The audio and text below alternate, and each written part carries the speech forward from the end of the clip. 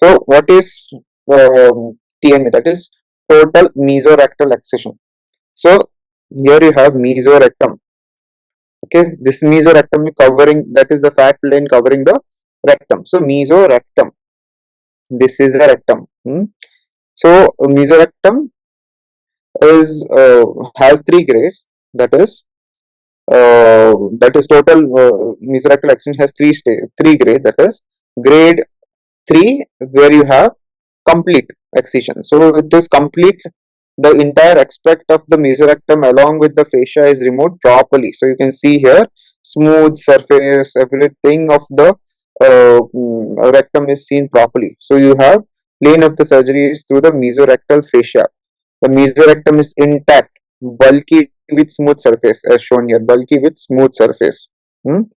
And there are only minor irregularities, no surface defects greater than 5 millimeter in depth. Okay, smooth CRM and transverse on transverse surface. This becomes a CRM, no, lower part.